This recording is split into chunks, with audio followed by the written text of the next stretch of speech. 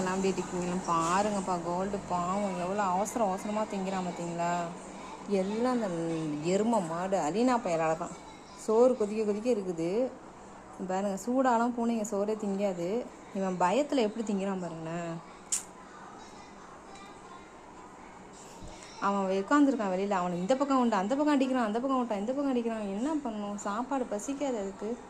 உட்காந்து சுற்றி சாப்பிட்ற பூனை மதியானம் ஒரு வேளை சாப்பிடுது. நைட்டு கொஞ்சம் நேரம் வந்து அவன் ஆள் இல்லாத நேரம் பார்த்து சாப்பிடுவான். அதாச்சும் ஆறி போன சாப்பாடு. இப்போ சோறு ஆக்கணுன்னு அதுங்கெல்லாம் வெயிட் பண்ணி உட்காந்துருக்கு. ஆறினவுடனே சாப்பிடும். இவன் வர்றதே வீட்டுக்கு வர்றதே பார்த்து வரான்ப்பா. அந்த எருமையை காமிக்கிறேன் எங்கே உட்காந்துருக்கு. உனக்கு என்ன டாய்லெட் போறியா? அந்த உட்காந்துருக்கான் பாருங்க குமிக்கியான. கொல்லை பக்கம் வந்தான், வரவும் விரட்டினான் பாருங்க. அந்த பக்கம் ஓடி வந்துட்டான். அதோட அங்கே கொண்டு வந்து சோறை வச்சுட்டேன். இவங்க 2 பேருக்கு இங்கே பிளேட்டில் சோறு வச்சுட்டு அவனுக்கு அங்கே தனியாக வச்சுட்டேன். இவங்கெல்லாம் சோறு சூடாக இருக்கலாம், ஆறுனதுக்கப்புறம் சாப்பிடுவான். வெயிட் பண்ணிட்டு இருக்கான் பாருங்க. சோறு ஆடுற வரைக்கும் இவர் மட்டும் வெயிட் பண்ணி சாப்பிடுவாராம். அவன் உசுருக்கு பயந்துட்டு சாப்பிடணுமா.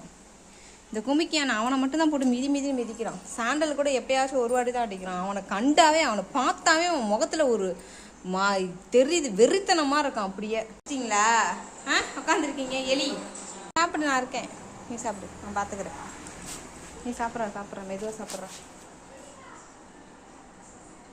சாப்பிட்றோம் ஃபுல்லாக சாப்பிட்டுட்டு ஓடி. நான் இருக்கேன்டா, சாப்பிட்றா.